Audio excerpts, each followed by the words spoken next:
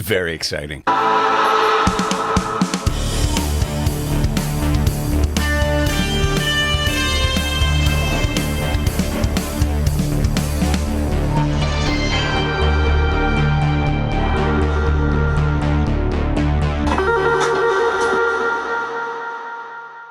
right, welcome to Homicide Life on Repeat, the show where we rewatch, recap, and relive arguably one of the greatest and most influential television shows of all time. My name is Reed Diamond. I play Detective Mike Kellerman, and I am joined, as always, by my partner, the great and powerful Kyle Secor, who played Detective Bayless. Detective Tim Bayless. Detective Tim Bayless. How's it going, buddy? You know, I'm good. I'm down here in New Orleans.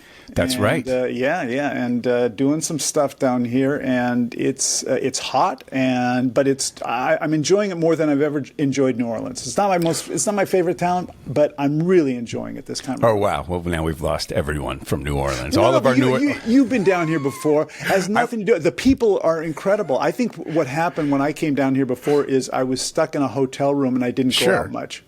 So there we go. It's funny because I work down there all the time. One of the last times I worked down there, I worked with our good friend and show buddy, Clark Johnson, who directed me in a television show down in New Orleans.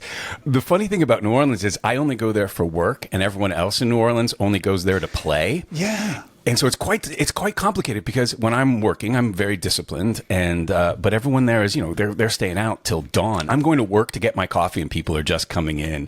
And I remember the first time I worked down there, people were very upset with me that I wasn't drinking at lunch, and in fact, the bartender offered to buy me a drink, and I said I can afford this cocktail.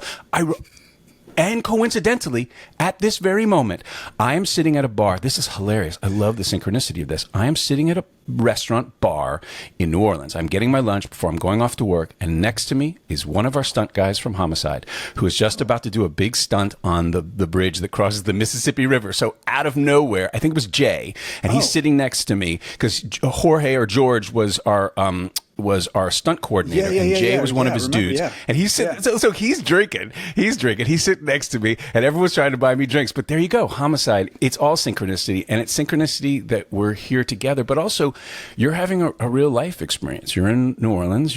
If we may say, you're dropping your youngest off at college. Yeah. Got her all moved in.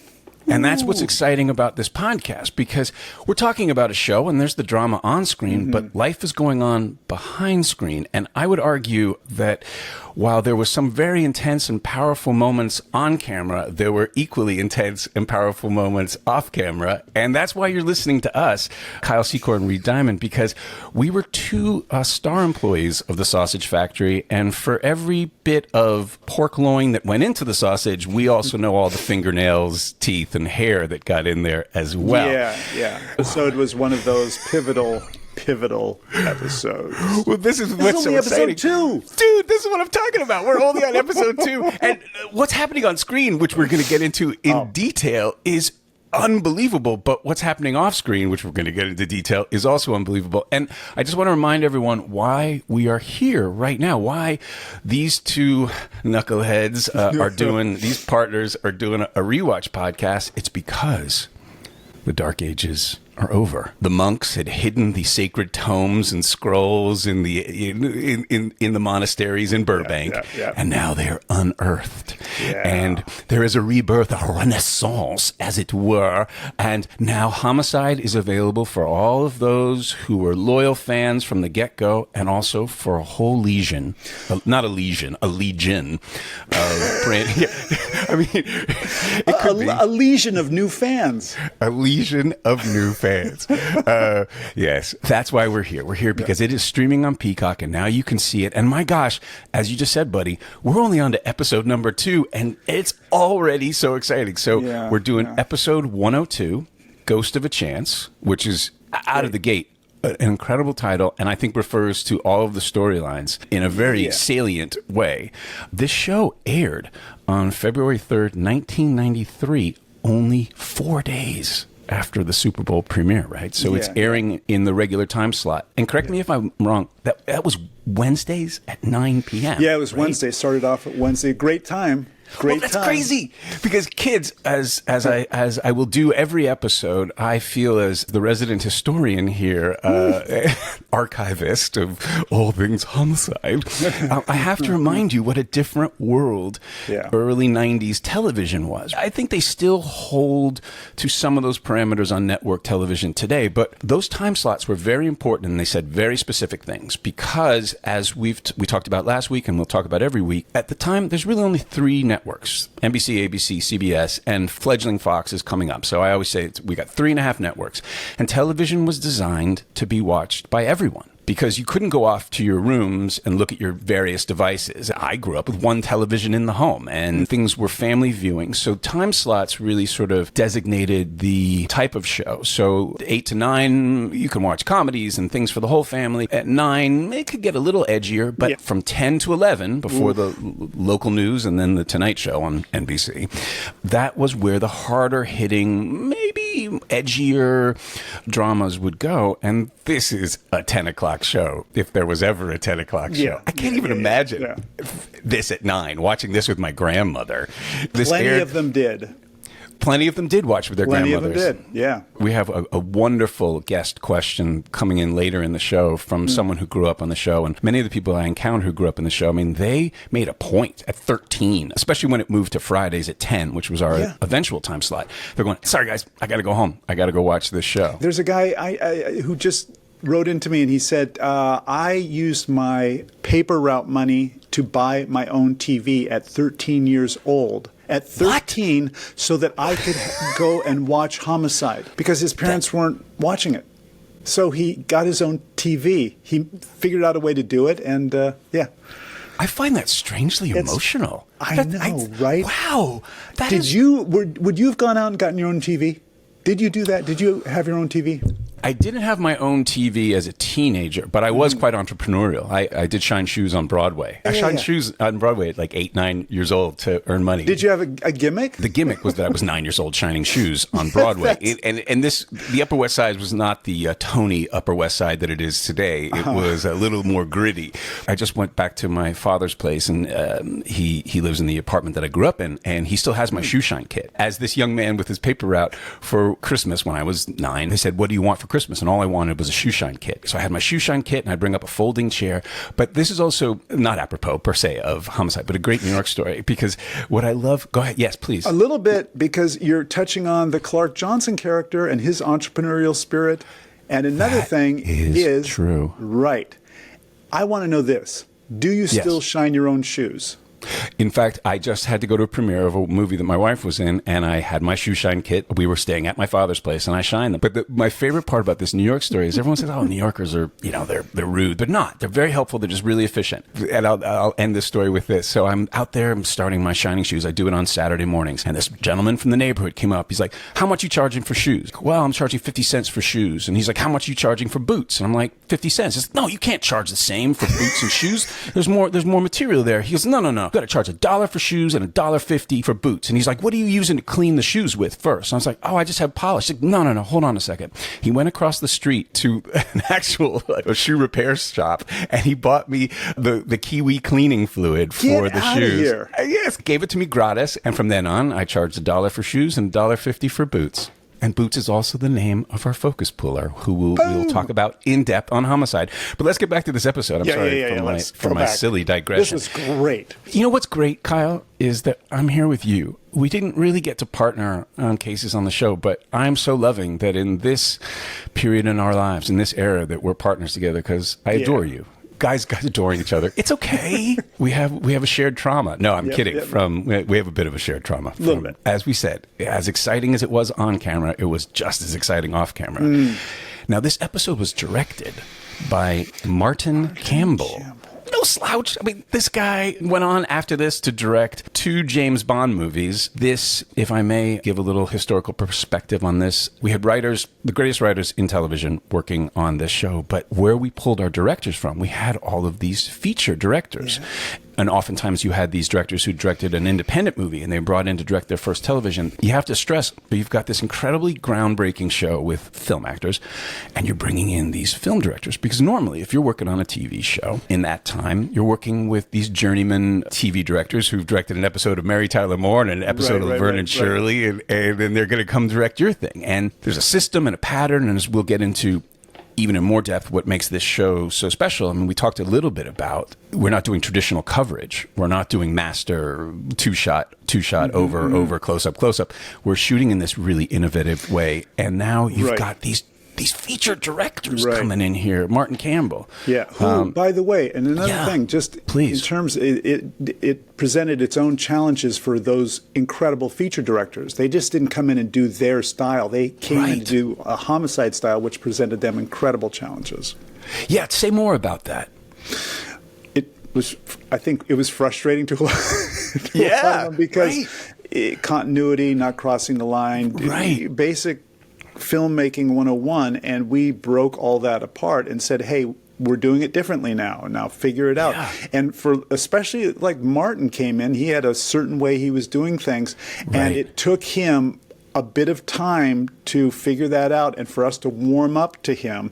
And so by the time we get to Three Men and Adina, and he's directing that, he's fully bought into our way of filming. This episode was a little more clunky for him and for the actors. It came out beautifully, by the way. Beautifully. Yeah. I've heard Barry talk about how it kind of broke some of their brains, and because they had these rules, these hard and fast rules. You never cross the line, and now we're crossing the line, and we're doing jump cuts, and now as one of the things that makes this show so important is it rewrote the language of television, and now every show does that. I challenge everyone who's watching the rewatch, you can look at the show right now, and it looks like it could have been made today. As we've said, you felt seasick. I felt seasic the first time I watched it, and now it just feels so comforting and so au courant, as one might say. Our brains have been rewired through the years by all of the shows that we've seen, and we're now. And I would argue that Homicide was essential to that. I think it created a whole new language, and you were part of that, Kyle. Yes, were you, Reed? And that language in this was written by Noel Benn, and a story by the great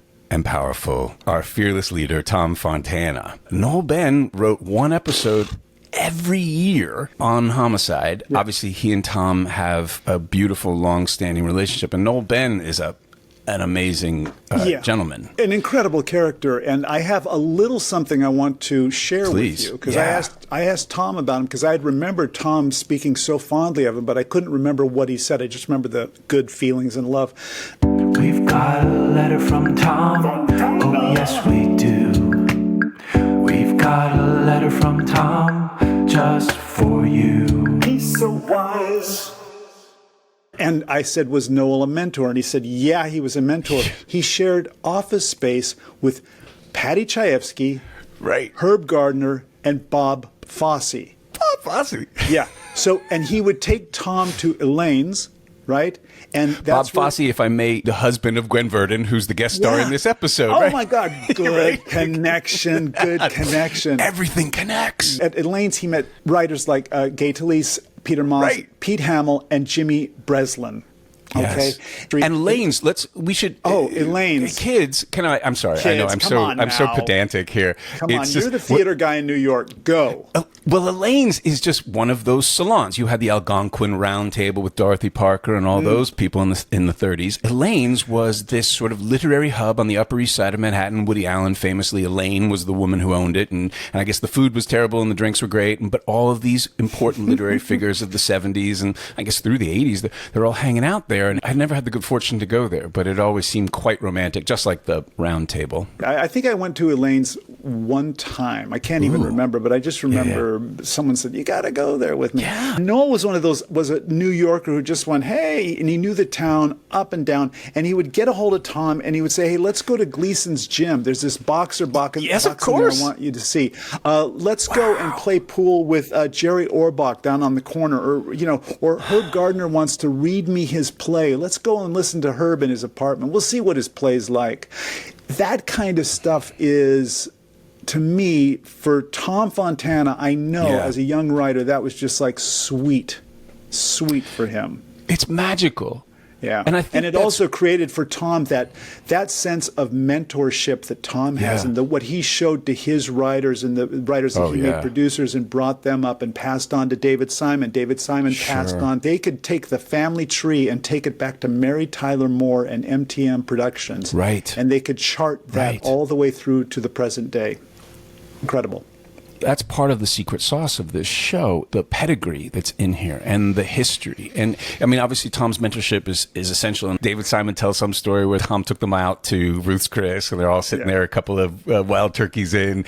And he's like, you're all going to become producers. Like, we just want to be writers. No, you have to protect your work. Passing it on and that tradition. And also, we'll talk a lot about Baltimore. There were amazing actors from Baltimore, but also its proximity to New York City. You're bringing in this level of writer and you're bringing in that talent. You had that talent pool. The other thing too, I mean, now there's so many shows going on in New York, but at the time, almost everything was in Los Angeles. At the time, I believe the only show shooting in New York in the early 90s was the original, the mothership, Law and Order. That's why I left New York and moved to Los Angeles, because I'd done Law and Order season 2 and there was nothing left to do. It was the only show in town. So my agent's like, you have to come to Los Angeles. And I said, okay. But yeah, Noel Ben, The Kremlin Letter, he wrote a novel and then it was turned into a film with John Huston directing, which is just spectacular. I was just watching some of it last night and it's just epic. And then he wrote about the Brinks robbery and when Friedkin turned it into that great movie, The Brinks Job. He also, I believe, was the founder of the Cherry Lane Theater, this nurturing off-Broadway theater for young artists. And you can feel it in this episode. The scenes are so well constructed. And in fact, do you mind if I just jump into my praise of this episode? Because first of all, you are spectacular and you go on such a journey in this. But what I love about this show is we start with this teaser and the first line we hear is a voiceover, basically. What am I missing? You're saying, what am I missing? What am I missing? We see that you're looking over the body of Adina Watson, and from the distance, you hear Munch go, release the body. Yeah. So it's the juxtaposition. We see it at the end of 101. You take the phone call, and that's this case, and you've got a dead girl in an alley, a horribly murdered girl. What's so groundbreaking and magical and special about the way this show was constructed is this teaser scene tells you everything you need to know without spelling one thing out. What David Simon's book did so brilliantly was reveal the real world of police detectives in that not every crime matters. It's a job and you're just trying to solve it. You can't be emotionally involved in every single one. It's not the most important case of your life. The caveat is the ones that get you are usually our kids. And so you're first one out of the gate, and you've got this kid who's been horribly assaulted and murdered, and then you've got the other detectives, and no one ever talks about it, but the way the scene's written, you can see that they're destroyed by it too. They keep acting out. So they're trying to do that cop thing of talk about something else. So we go from you don't want to mess this up. And they go over to them and they're talking about they don't like Camden Yards. Meldrick doesn't like Camden Yards, the new baseball stadium. He's got a plan for Memorial Stadium. He's going to turn it into a water theme park, right? So they're just playing it off in that cop way where this isn't getting to us. But then this rat shows up, right? And Cressetti sees the rat and freaks out. And then Munch just goes off. This could just be my interpretation of it, but it felt like he's emotionally upset because you've got a dead kid in the alleyway, but he's not going to say, I'm upset about this horrible crime. He's just going to take it out. He's going to take it out on the rat. Yeah. And so we get it. We get how deep and important it is. We see who all these people are, not by what they say, but how they behave. And then G and Andre show up. Basically, almost everyone's there. And G tells you to put the body inside. It sets the scene so exquisitely. It's hard to overstate that this isn't a television scene. Because in a television scene, they'd be like, this is a horrible crime. I can't believe this little girl died. You hit plot. You'd let the audience know how awful this is. And just by your performance and you're just freaking out that you're going to miss something. But then they want to get the body inside because it's raining and they want to... Yeah. I remember this. I remember that it had been raining. There was rain. When we were watching this, I was looking and I saw my hair is just a mess. It's all wet and stuff. They don't look too bad. Those detectives don't look like they've been drenched. I look like I've been drenched, which was specific to what was going on. You could see he's been through something by taking this case already. You can see Tim first starting to rock that whole sensitivity vibe. he's completely taken in. He's completely devastated by what he's seeing. It's an amazing way to begin for this character. It starts off the very first red ball. It starts off the very first red ball. Can you explain what a red ball is? Yeah, a red ball is a case that means something generally politically to the city. Right. And it's something incredibly important. It's going to be a young girl who was raped and murdered or something like this. And it's something that's going to have an impact. The police department has got to handle it in the best way possible and find someone now. All hands on deck. Yeah, all hands on deck. Because the press are paying attention to it because it's a teenage girl, or as David Simon talks about, if it's in a certain zip code, then that crime gets much more attention. So lots of pressure on the detectives pressure. from everyone.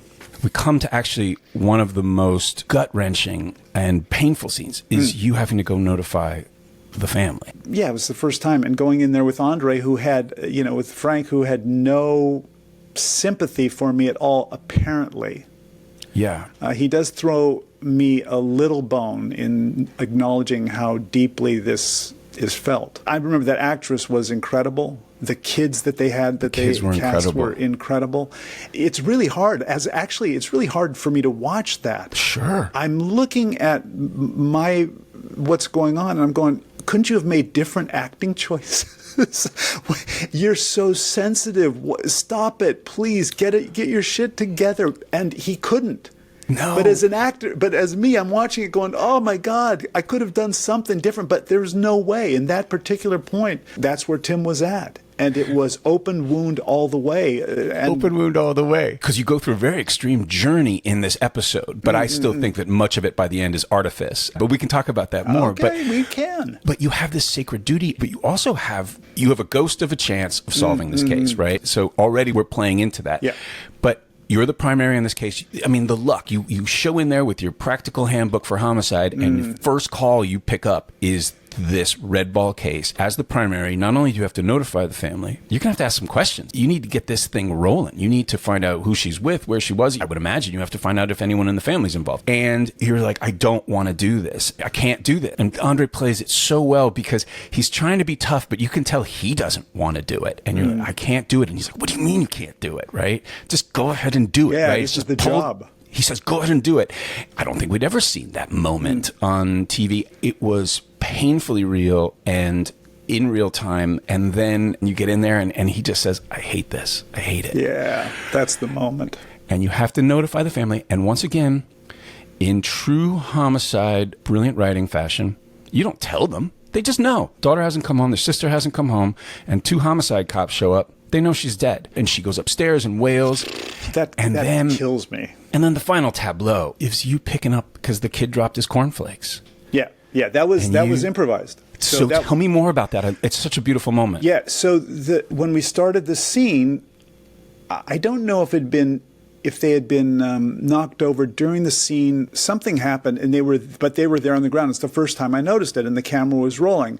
And I looked down and I went, just do this slowly, so the camera's going to follow me. So I'm not just bending down quickly, and I just bent down and started cleaning up, and it felt so plus. Like I remember a kid at this YMCA I played with, his father died on the racquetball court, and I remember the kid was there, the son was there, and he went up to this wall, and I watched him, and he just took his foot and he kicked the wall, not really hard, he just kind of kicked it, and I thought, that's that moment of what else are you going to do? It's completely ineffectual, and it's not up to the moment, but you do it anyway. You clean up the cornflakes.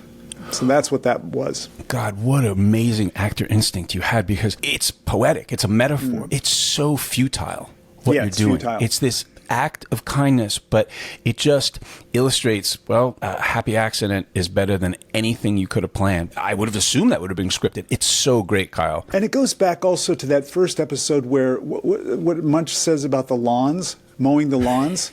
It's the same thing. There's always going to be cornflakes to clean up. There's always going to be... It's a perfect homicide metaphor. Well, there you go.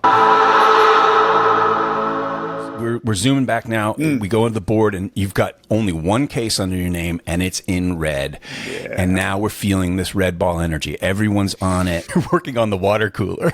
Yeah, that's my desk. That's your desk. That's for now. my desk. And Sorry, but go I ahead. still have my book. My book course. is primary.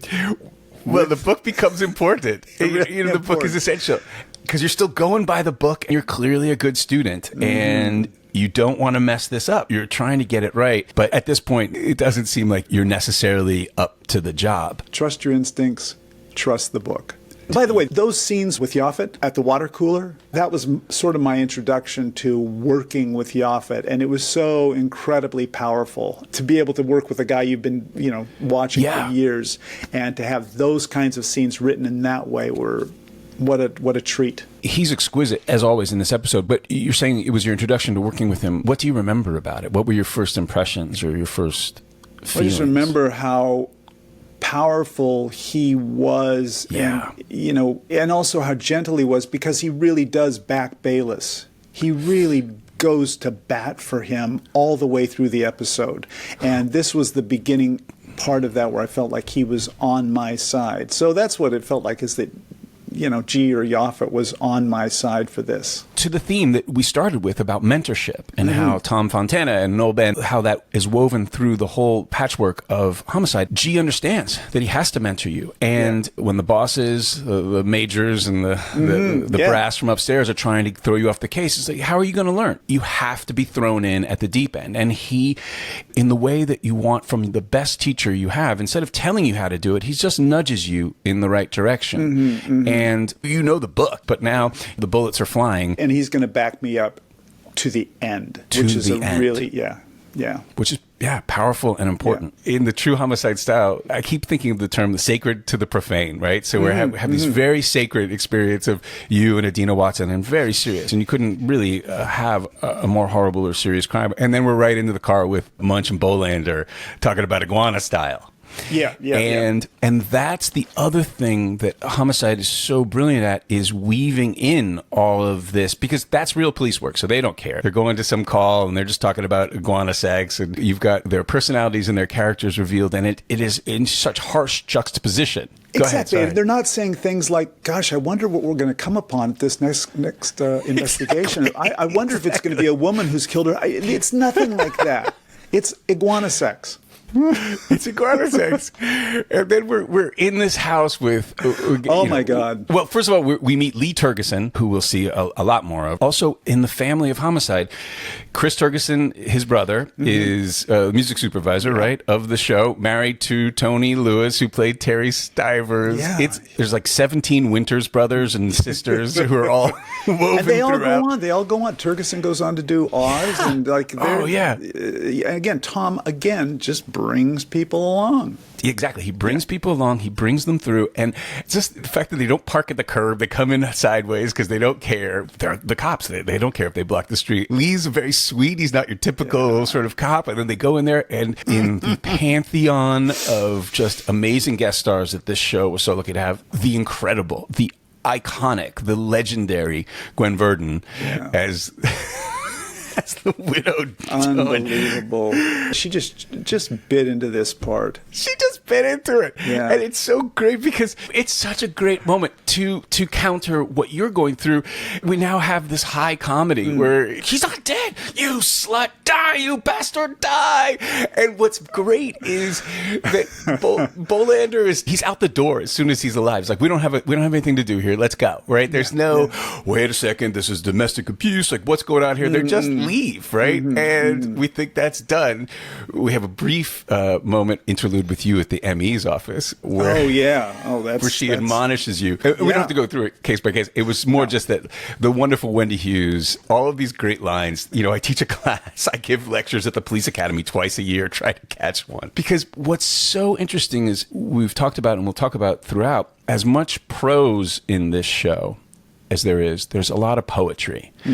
But also, the language is so economical because as we'll say many times, in most television, it's overwritten and it could easily be a radio play. Everything's explained again. You know, my pet peeve anytime I do network television is every sentence I'd be go, well, Kyle, what I think, Kyle, is when I went to that place, Kyle, right? You have to remind the audience who you're talking to and who the person is. And I always cross it out. I'm like, I think they know who this character's name is. The scenes are very sparse, but there's always one great line that'll pull you in. But then we've just left the widow doing, and then Munch and Bolander going somewhere. You don't know where they're going. They're back in the car, and he's talking about this lady who came on to him on the plane, which is just great. Because it's so special how each character has been given and has their own life. Bolander, he's not over his divorce, and he's in this whole episode dealing with in a weird way. Very loves women and and just wants to get back out there, and it's just adorable. But insecure, feels like he's gone past his time a little bit. Right. He's aged out of the dating market. Hey, speaking of aged out, it just occurred to me when they asked Bolander how old he is. I was like, oh, wow, Kyle and I have definitely aged out. Thank God we're married. Oh, my God. Who could we play in the Homicide reboot? Maybe the governor or something like that. I don't. But then they come back. Because you've got this red ball with you, in juxtaposition, we just have a regular case. And the cops, and what Bolander says is, where's the stiff? Where's the stiff? Which is, that's homicide language. Not, where is the recently deceased who we care so much about? Where's the stiff? He's dead now in the cellar. And we just come back to this great comedy of Gwen Verdon's, like 60 years of abuse, mental abuse, moral abuse, immoral abuse. All I wanted to go to Paris for my anniversary, 10 days, 10 good days in one lifetime. Is that asking too much? Why didn't you just get divorced? Why didn't you just get divorced? I just love that we have that storyline in juxtaposition to yours. And so we're back into the Red Bull, but Red Bull gives you wings. Red Bull. But we also have the introduction of another one of our favorite characters, Ed Danvers. He's the district attorney, and I love Jelko. God, Jelko Vanek. Like Jelko, arguably, I was thinking about this last night. He's probably the best actor on the entire show. Jelko is he's unbelievable. He's so good. But they've got this great scene with him and Kay, because it's like the two nerdy straight A students. If they don't get the A+, they don't want it. They worry about their transcript. There's a funny little moment where he talks about, in true Homicide fashion, they're testing the fire alarms in the building I'm in right now. Oh, yes, you can have our attention. Okay. We have finished conducting the monthly fire alarm inspection. Thank you so much. When an actual alarm, please treat it as if it's a real emergency. I will indeed. Thank you. Thank you. Thank you. Thanks, Bob. Thank you so much. What I love about this, and I'm going to leave this in, what we've talked about and what we love about Homicide is there was no rain cover set. If it's raining outside, you shoot in the rain. If it's cold outside, you shoot in the cold. You just, whatever's happening. I was listening to Lorenzo talk about this. Lorenzo was the boom operator, and Bruce Latecki was our sound mixer. We're shooting in a city. You're not going to stop because there's a police siren going by or a train going by. But if you can tie it in, they told this great story, which I'll just digress with, where they're shooting a scene and you hear a fire truck coming, and all of you actors, you guys just keep going. You're at a crime scene or somewhere. You just keep going, keep acting, even with the fire truck going. It's a long scene. You're going. And then at the last minute, as the fire truck passes by, Jean tips up and just grabs it. He knew.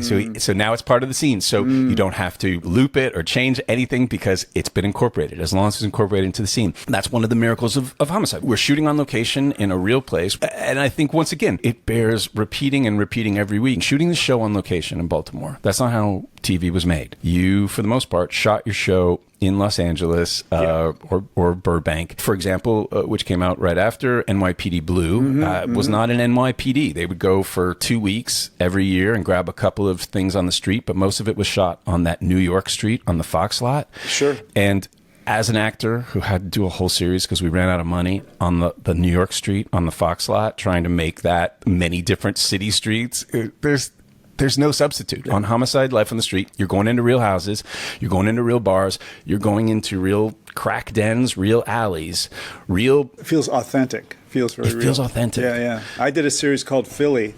Same thing. We shot maybe one weekend in Philly and everything else. I was in Los Angeles, yeah.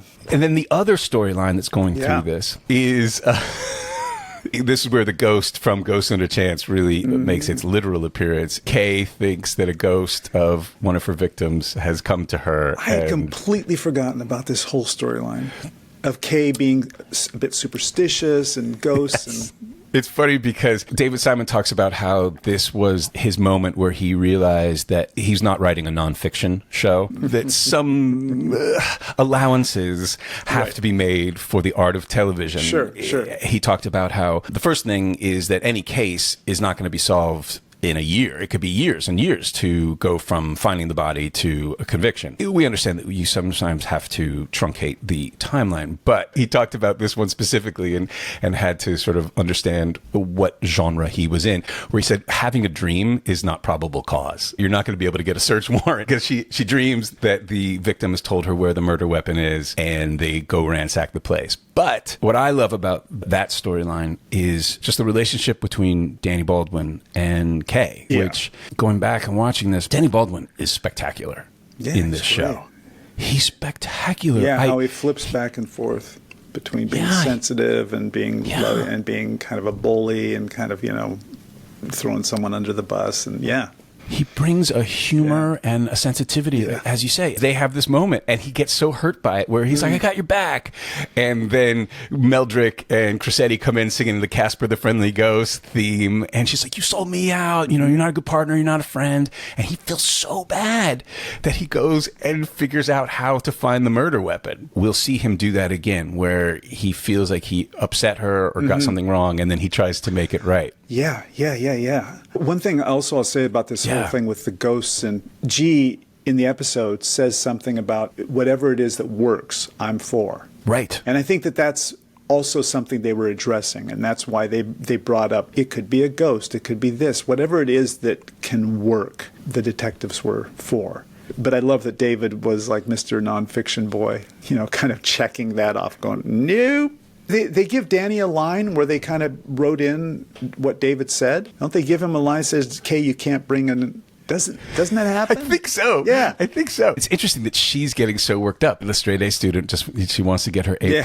But obviously the main story is this red ball with you. And there's just this amazing scene because you don't seem to be cutting it. And we've got everyone there in the coffee room. You're going through her biography and Frank's Bayless, we're here to death, not about life. We speak for the dead, right? That's the sacred duty of these detectives. And this is something that, again, another great homicide thing. They keep coming back to this. What's it about? Is it about death or is it about life? They keep coming back to this throughout the series. So these little things are thrown into almost every episode.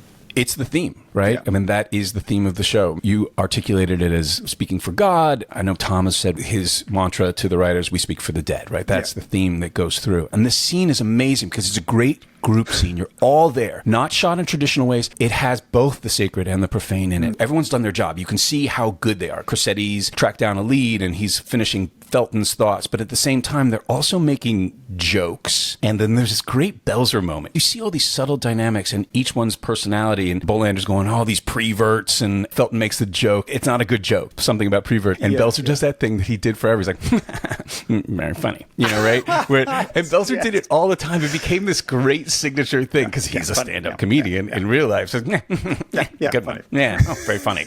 So in this moment of great tension, there's also this humor woven through, and I think that's also something that separates this show from any show that had ever existed before, where you could have both those tones, all the tones of real life at the same time. If this was your standard network fare, there's just going to be everyone cares, there's no jokes, and if someone made a joke, that would be a problem. That person is insensitive, and that might actually be another sort of melodramatic moment. But you don't seem like you're going to do it. Frank takes G aside. He's like, just give it to me, give it to me, give me the case. And then you have that great moment with G. I'd love for you to talk about it. Martin Campbell, the choices he made at that point, he protected me as an actor, actually, in that particular scene. G going over and tossing everything off that desk, and you see Polito get hit by a couple of objects. Yaphet could have given a shit about who got hit by anything. He was just, it was this moment. It was, and he took care of that moment. And then Polito comes over and puts it in there. But what you don't see is across the room, you see Danny Baldwin go like this or something. He didn't do that initially. He came over to my desk and he kind of did something with a nameplate or something, which took the scene away from Tim. And Martin said, no, that's not going to work. And I was so happy. And in the background, here's another great detail moment. In the far background, and you got to look closely, there's a guy sitting on a chair in front of the fishbowl wearing a dress, like a tutu or something. It's just back there. Yeah. It's just back there. It's Great homicide magical. detail. Yeah. And that's wardrobe. That's wardrobe. Yeah. They may have made that choice. Who knows?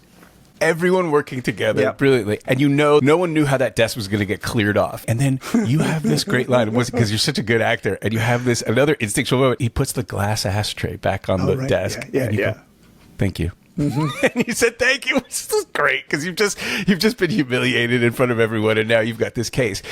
You take it to heart, right? And your character is now at the crime scene, and Barnfather, who is Clayton LaBeouf, another one of our Clayton. Let's just talk about that scene. Sure. I want to get to some of our behind the scenes stories. There's that great scene with Clayton and the other major colonel, whoever's in G's office. Wait, what a choice to have Clayton LaBeouf playing that scene. Like, my wife was watching and goes, he's so young. What's going on there? I said, I have no idea, but it's brilliant casting. Oh, yeah. No, Clayton, he was so young, and they'd have to put silver into his hair to make him look older. Right. I love that scene because these guys are politicians. Yeah. That's their whole job, is to protect their job. It's just like any hierarchy, and they want this thing solved just because they want to move up and get into the mayor's office or wherever the heck they're going to go. That's why the writing with Noel and Tom is so brilliant. And you've got the other colonel going up, you have to show up on a white charger with your white steed. And they're saying silly little aphorisms that have nothing to do with getting it solved. And then the button is, and those sneakers aren't dress code. No, I love it. Now, Yaphet Kotto, the incredible Yaphet Kotto, he was wearing those sneakers because that wasn't a character thing, right? That was a Yaphet Kotto thing. Yeah, right? But it became a character thing because he wasn't comfortable in wearing dress shoes. Right. Yeah. Because he's such a giant guy. Yeah. And he's got I loved his tennis shoes, but I always thought we had to shoot above them, and I'd forgotten this moment, and this moment's so great. So they're calling it out episode 2. Yeah. And then he just puts them on there, and it just shows that he's going to defy it. His character was like, he would call out Baldwin for not wearing a tie. But yet he's wearing tennis shoes. And also he has that great line that he says to them, this rookie is going to surprise us all. That's what he says about me. And I thought, again, backing me up. And that's how it would be. I can't believe that we're only in episode 2, because I can't tell you how many shows. Homicide found its rhythm out of the gate. Oftentimes you're on a show, and by episode 5 or 6, you kind of get there. Yeah. But this is a powerhouse out of the gate. I mean, we could talk for hours about each scene. I'd love to sort of wrap this up and then tell some behind-the-scenes story. Yes, and what you're saying is what was going on behind the scenes and what was going on in front of the camera. Those two things put together in this cauldron helped to create this show out of the blocks in a certain manner. If what was going on behind the scenes wasn't going on, it wouldn't have looked like this at all. Would have been completely different. You said it so perfectly, Kyle, because I remember talking to Tom about this, probably season 5 or season 6 when I was there, and saying, what the fuck am I doing he here? really felt that the madness, and there is so much madness, we will reveal as much as we can and change the names of the guilty or whatever to protect we'll do what we can. But I love this show, but one of my favorite parts are the things that happen backstage, off camera. And I remember when I first got there, I was a collector of these stories. I would just, please tell me stories. I would just go to Clark. I'd go to Jim Finnerty. I'm like, can you tell me the story again about who did what when?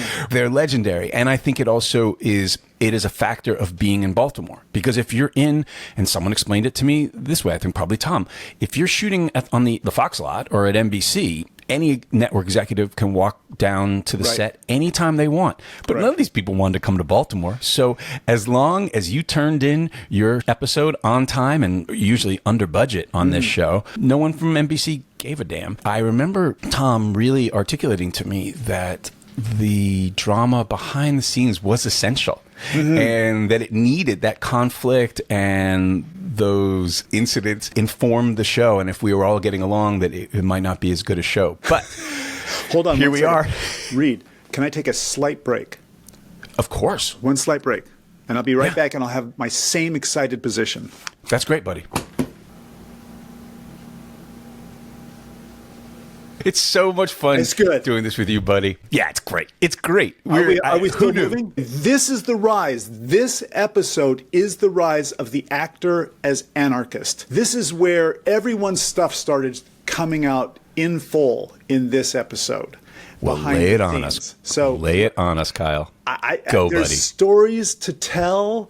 Okay. But do you want to go through the episode and get to the end of it first, and then swing back around? People have watched the episode. We'll come back and talk about some of our favorite moments that we might have missed out. People came up because we are the star employees of the sausage factory. Yes. They want to know how the sausage got made, and I want to know how the sausage got made. I'm excited to hear this story. So tell me. My air conditioning just went on. Can you hear that? Well, you know what? It's fluffing up your hair in a gorgeous way. You're like Lauren Hutton at a photo shoot, or Lauren Hutton, everybody. Lauren Hutton. If I can make a current reference. I did do an interview show with Lauren Hutton while I was on Homicide Life on the Street. That was NBC publicity. Got me on the Lauren Hutton show, which was exciting. I was excited. That's because the temperature is rising. Temperature's rising because you know why? We're getting into the hot stuff now. That's why the temperature is rising. The AC went on because you are sweating, because you are about to now, as the kids say these days, spill the tea. Spill the tea. So the first episode is directed by Barry Levinson. Okay. Correct. Barry left. Basically, now it's Tom. And Tom has his writers, but he hasn't created the corral yet, as he and I talked about this, the corral. There's no corral to corral anyone in. The actors have been given this sense of incredible freedom that we can do whatever we want. We don't have to, there's no continuity. We don't have to stand in the same place. We don't have to pick up the pencil the same way. We can pick it up with our left hand instead of right. Anything goes. So we have this sense of, oh my God. So a lot of us ran with that. And a lot of us went, okay, we got the script, but these words, you can use them or not use them. There was a sense that anything was possible. So in this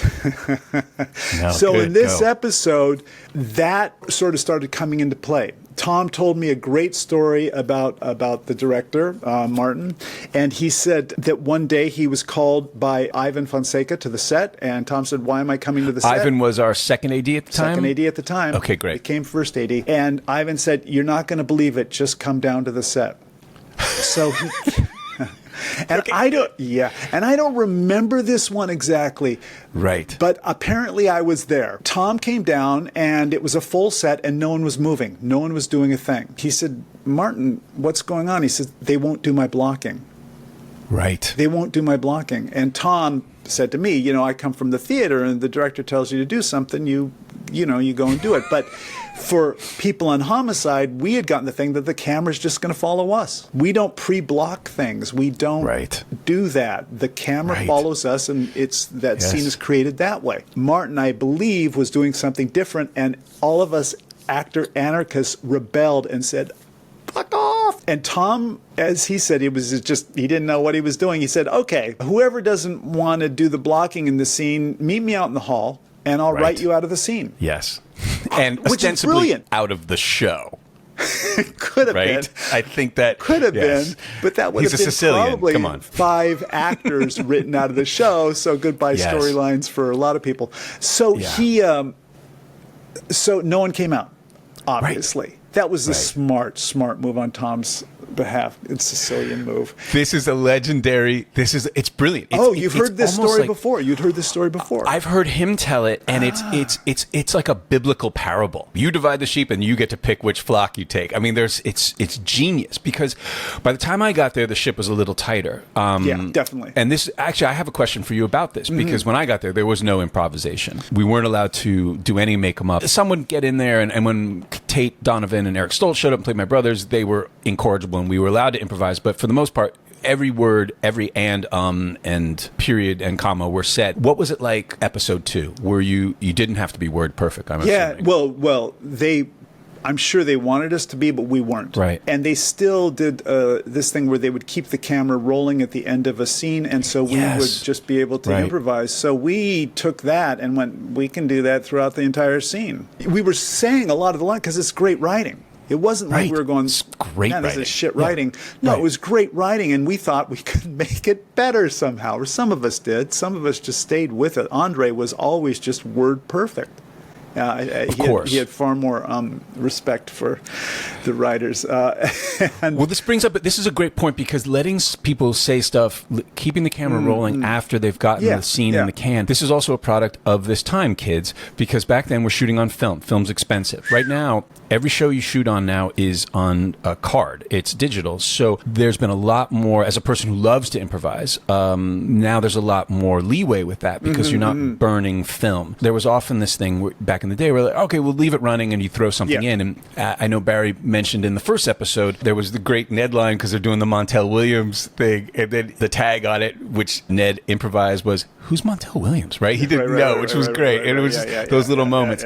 But that's a great story of, because as we will talk about in depth as we go through, there was tremendous talent on this show. Yeah, tremendous. But with tremendous talent goes tremendous egos.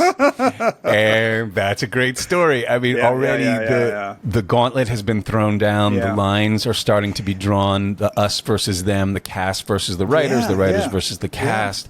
And then the directors. Everyone trying to find their position, really. Yeah. But it was finding their position in very big emotional ways. And again, you couldn't have had the rest of Homicide without this episode happening, the way it was written. Or hold on one second. Again, I'm like, the heat is now on. I'm going to turn the entire fan off. The heat and the AC. God damn it. Oh man, just throwing a little transition there. Nope.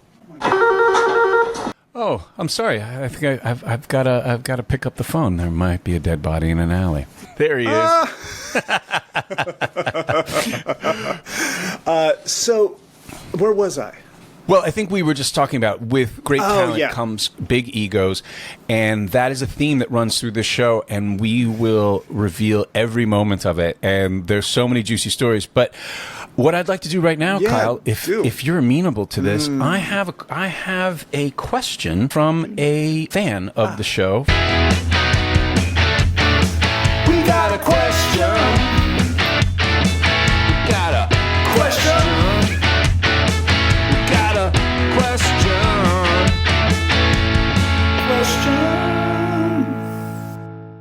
Mr. Tom Feaster, who is an Eisner-nominated illustrator, character designer, layout artist who's created for Marvel, DC, Warner Brothers. This he's the real deal. He's an amazing... If I may just pause for a second. I have a whole group of friends that I only am friends with because of this show, because of Homicide: Life on the Street. And I'm not kidding. I have a sizable number, more than a handful of friends so I have a bunch of guys who are writers on big shows in LA who contacted me through Twitter/X. We got together for beers because they just wanted to hear stories. I'm in Toronto right now. One of my closest friends here, I was having oysters with my daughter and my wife at a restaurant, and he just came over because this show, he's a writer as well, and this show was profound for him. So Tom is a person who I have become acquainted with because of their fandom of Homicide: Life on the Street. And Tom has a question for us. Oh my gosh. Here it goes. Okay. All right. Hey guys, thank you for doing this. It's really cool to be part of this. So I guess one of my questions is, watching the episode, the squad room starts off, there's a ton of people milling about. There's just chaos because of the red ball. Given the shooting style of the show, how did that work? Were they extras? Were they crew? I don't see it happen as much in later seasons, even when there is a red ball. Was it just so hard to shoot with that many people, given the shooting style of the show? Can you talk about how that came to be and why we didn't see it as much later on? Thanks. That's an excellent question from Tom. Good question. I'm so struck watching these episodes because here's something that you may not know at home. Our background actors, they were with us the whole time, and they were part of the cast. I would say, as an actor, I think the most important part, really, of any production is the background. Because for me, as an audience member, as an actor, if the background aren't in the world of the play or the show that everyone else is, it takes you out immediately. One of my number one things that I do when I go on a set is I try to befriend all the background and include them in the scene and use them. Because I was just shooting a scene where I'm coming in, alarms are going off, I've got a gun drawn, I'm there to kill somebody, and there's two guys just handing back, they're doing the stereotypical background behavior of both looking at a chart and pointing to things on the chart. And I said, I'm sorry, cut. I go, these guys can't be here. The fire alarms are going off, everyone's running for their lives from the building, but they didn't know. And I said, you guys don't know, and I'm so sorry, I think I might put you out of a job right now, but you can't be standing here.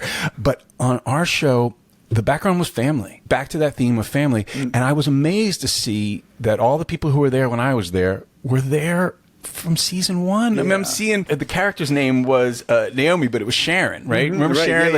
We've got all, and I'm seeing all the guys. She did some of the writings on the board.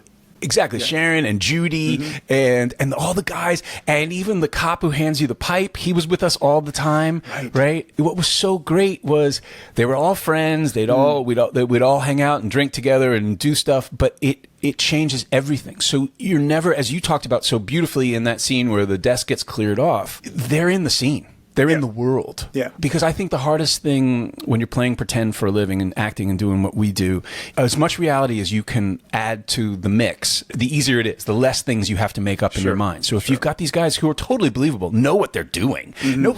When I got there, they knew more what they were doing than I did. I was asking them questions all the time. But I'd love to hear your perspective on this. I think, yes, you're right. We had the same people forever, and they became family, and you could easily incorporate them into a scene as an actor. It was really simple. I think in terms of if we use them more at the beginning, at the end, I think it was more visual at the beginning. We were, again, figuring out how to do a lot of different things. And so, initially what they would do the actors, and we would do rehearsals, and then they would block the background around us. And so they would have to move based on what the actors were doing. And at the end, they clarified how to do that in a much more economical way. But if you look at the very last scene of the movie where G comes in and there's all of that stuff going on, in that it's all background characters, all the background actors. We knew how to do that kind of stuff, and we pulled it out every so often. But I think if we would have had we wouldn't have been able to be Homicide, move as quickly as we moved, because that takes a lot of time to work the background. So they did it. They were very specific about how many people they had and used. Yeah, they were essential to the show. Yeah, and to the verisimilitude. Just as much as and being in Baltimore. Seeing them doing this rewatch, it's very emotional. Very emotional. Oh my God! Right, him, her. Oh. Yeah, I've had kids. Some of them reach out to me, and my dad was in the squad room with them. I'm like, of course. Sometimes there's a hierarchy on a set, and the background are often treated quite horribly and treated as sort of subhuman, for lack of a better word. And I, first of all, as a man, as a human, I always rail against that and sort of correct that as quickly as possible. But also, it's so silly. They're fellow actors, and we all rise together. It's an ensemble, as this show is. Yeah. Well, we've come to that time. I would love for you to talk about your favorite moments from the episode, or something that stood out, or something we didn't address, but that really meant something to you in this episode. Oh. Look, Tom Pellegrini, who my character was based on, in the first scene where we find Adina, and I've told this story many times before, but he was the first officer on the scene. They brought him in, they put him in a uniform, and they put the rain slicker on top of him, and he was the first officer in the scene. That to me was set up for Tim, because watching him that night and how he took care of the actress who was lying on the ground, and he kept the rain off of her, and he was just taking care of her. And in a way, I saw that as someone who was finishing, trying to take care of something that hadn't been resolved, or making amends for having, not being able to resolve the case for she and for her family. And so that was Tom. And he also showed up in the very last scene that was shot in the church. The church scene itself was fairly stunning to me, because it didn't feel like there was any acting. No. I was the only one acting. There was no acting going on. Those people in that church kept up that degree of the singing and the emotional intensity, the weeping that was going on. They kept that up for, I don't know how long we were there, 4 or 5 hours. And it was pretty, and Tom showed up for that as well. Yeah. And I remember him asking him a lot of questions like, would you have done this? Would you have done that? And I remembered, because Martin wanted me to walk up to that casket and put my hand on the casket. And I remember talking to Tom saying, would that in any way, shape, or form happen? And he said, absolutely not. And I went, and we're doing it anyway. Okay, let's see how this works. So that's such a great, because that scene is gorgeous and is shot in such a way that you would never see on TV. I believe it's happening. And the fact, because if we're shooting this on a regular network show, you're going to have a long cut to the lead singer of the choir. We never even see the choir per se singing in a single. It's about you, and then everyone is the movement of the bodies back and forth. Oh, the nurses with the mom and the kids. And you've just, I believe we're in that church. We're not in the TV version of that church. I believe it's happening. But that very moment, I was like, that's a hard one to do, to go up there and touch the casket. And it was another one of those moments, like with the mother and telling her about Adina, her daughter. There's another moment where I looked at it, and the first thought was, I wish I could have that moment back. I would love to do something differently, mostly because it felt too vulnerable, too open, too raw at someone else, at her at her memorial, at her funeral. And so, but then my wife again goes, what are you talking about? That was, I agree with your wife. Very touching, very beautiful. And so, but again, to me, it's just like, wow, man, we're just ripping it off of the scab off of Tim. And another thought that occurs to me as a viewer is, why is he like this? Yeah. Because it does seem like it's not just about Adina, not just about this case, but because of the writing, because of the way it's shot, there's something else going on which will play out in later seasons, and we'll find out more about him. But it starts here. Definitely starts here. Oh, it starts here brilliantly. I mean, just the journey you go through in this one episode. What's so amazing about this show is that the characters are so clearly defined, and that is an alchemy of the writing, but it's an alchemy of who you are and who got cast and your performances. And it's interesting because we see who you are, and you're set up. You're too sensitive, but you're so determined to be good at this and do the right thing. Oh, he's dedicated. There's no question, and you play it so beautifully. And then the mismatch of your partnership with Frank, the difference in the personalities and the animosity, or the antagonism is probably the better word. The antagonism from the beginning is so clear and so important that no one trusts you. You have to make your bones. You're supported by the squad, but you're alone. And I just have to say, you played that scene beautifully. And thanks. And also, it's tragic because, per the title, you have a ghost of a chance of getting this. You're not going to. If it's not solved in the first 72 hours, it's not going to get solved, as Frank says. And I think expectations are low that you're going to. I think we already know how hard it's going to be for you, and that you may never recover from this. Yeah. And but it raises the audience's expectation that maybe there is a slight ghost of a chance. Yeah. Beautiful. Right? There is a ghost of a chance. And one other thing I want to bring up, like another really nice moment, and I don't recall it during the filming, but just watching this, was when Frank says to me, I didn't rat you out. And Tim goes, okay, listen, just go down and do your job. And I walk out on him. Frank doesn't have people do that. When he says, I didn't rat you out, you go, oh my God, thank you so much for not ratting me out. Tim goes, great, do your job. I'm out of here. Yeah, well, I mean, you turn it around quick. And as I said at the beginning, I, as an audience member, I'm not sure if that's authentic or if you're faking it till you make it. And that's what I love about it, because I don't know. There's all the subtleties of real life, because if you were thrust into that situation, well, you may have to fake it until you make it. And your vulnerability as you're doing your job well is striking. And that's it's a beautiful way to end. And you've ended both episodes. You took the phone call, and there you are. Yeah. So my favorite moments are all comical. By the way, the stuff with Bolander and Munch and Gwen Verdon and the husband, those are by far my favorite things about this episode. Well, it's all good. And that's what makes a homicide episode a homicide episode. Instead of one linear story that has a beginning, middle, and end, and justice always wins, and we know who the good guys and the bad guys are, we're in the messy world of real life. And it's tragic and comic, sacred and profane.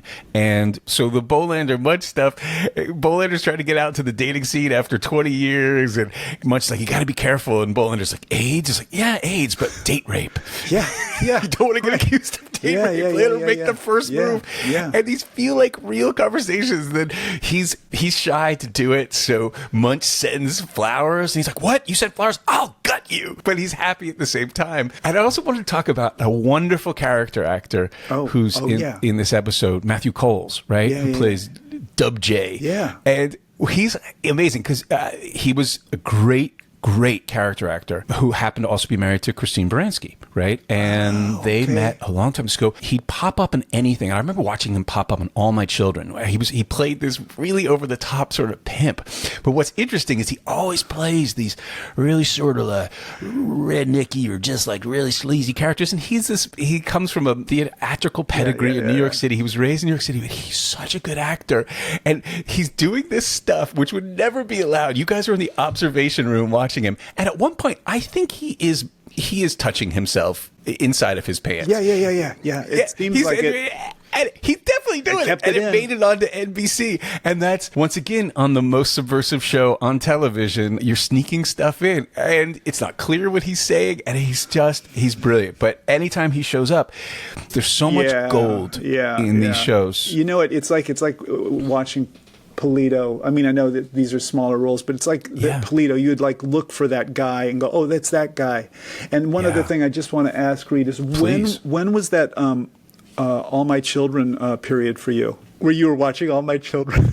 Well, this is a funny side story. So, growing up, I want to hear it. Okay, so here's the deal. I'll tell you my whole All My Children story. We can leave it in or cut it out. I remember in 7th and 8th grade, so this is early 80s, late 70s, I was interested in girls, and I clocked that all the girls were watching soap operas. At the time, General Hospital was the big one. Yeah. But I thought, if I watch these, I'll have something to talk about with them. I can even watch them with them. So I sort of strategically started watching soap operas, but then I became immersed. And so then I started watching All My Children all the time, which was shot just down the street from me in New York City and had all these amazing actors. And I was hooked. I mean, you got Ruth Warwick. It was in Citizen Kane. So long story short, I'm in New York. I've graduated Juilliard, where I went with Andre. I have done my one episode of Law & Order, the only show shooting in New York City. There's no more TV. I've just completed my first Broadway play. We did a revival of the Harold Pinter play, The Homecoming. Oh, great. Now I need to move to Los Angeles. Who did you play? I played Joey, the boxer. Yeah. Terribly miscast, but I was very excited. I learned a lot. Those are good stories, which I'll tell you later. But... as one knows, a life in the theater, we've talked about this before, we all wanted to be movie actors or theater actors. Well, theater actors, it's a rough business. And so for this run of this play on Broadway, I was not making very much money.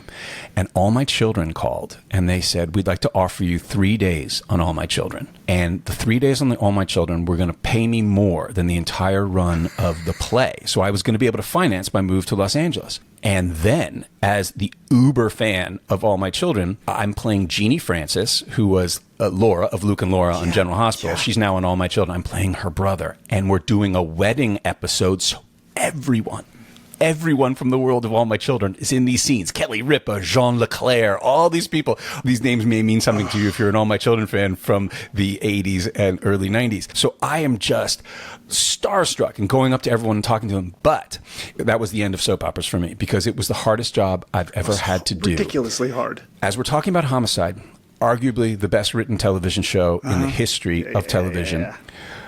If you're handed a brilliant scene written by Tom Fontana, Anton Chekhov, or William Shakespeare, I can probably memorize that thing in 5 minutes because there's no other word but then the word they write. Sure, yeah. On a soap opera, you're basically saying the same thing over and over again, just 79 different ways. I will never do this again. Yeah. But Matthew Cowles was a big hit on All My Children, and I loved his work. And I loved him in everything I saw him in. Awesome. Quickly. Please. I did General Hospital. One episode as a guard in an underground cavern of thing, wearing some sort of combination of an army and a McDonald's uniform. And Elizabeth Taylor was on this episode. So it was Elizabeth Taylor and Luke and Laura. So they were, and we had saved Elizabeth Taylor from some dire situation. Wait, stop. She had Did you work with Elizabeth Taylor? Yeah. Yeah. Well, listen, my dumb story. Like, come on, man. What was? But that I just like? remembered it when you were telling me this. I went, well, "Oh this is my God." the beauty of this conversation. And then Tony Geary and I. Yeah, Tony Geary. Yes. Did play readings after that. Went to hip hop dance classes together. Hip hop dance classes. Of course, you went to hip hop. Well, you know, your hip hop dancing. I mean, it's sad that Tom didn't incorporate it more into the show because I think it's something that the audience really would have loved. Yeah, we tried. We had one of those summer conversations about what do you want to do with your character. Well, I think he's a hip hop dance instructor on the side. Tom, didn't work. Well, you're part of television. No, sorry. Elizabeth You're Taylor. part of multiple legendary television experiences. Yeah. Because I remember when Elizabeth Taylor was a fan of General Hospital and she asked them to put her on the show, right?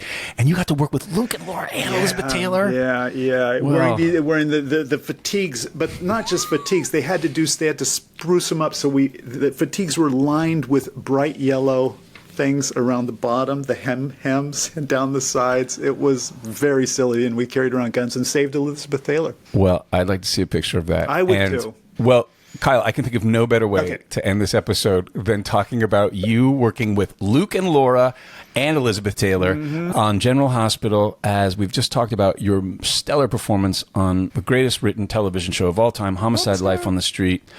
Guys, thank you so much for tuning in. Like, subscribe, follow, comment. We really, really, really want to hear from you. We're so happy you're here. We're so happy to be doing this. Kyle, you're the freaking best, buddy. I love you, Reed. I love you, man. This is a lot of fun.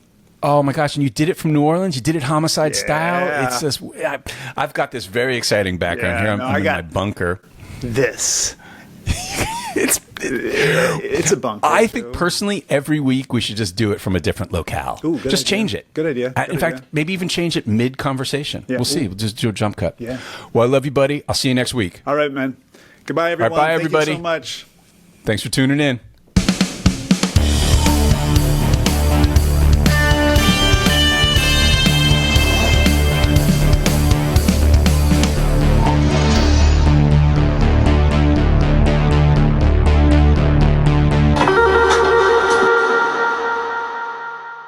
Hang up. I'm not.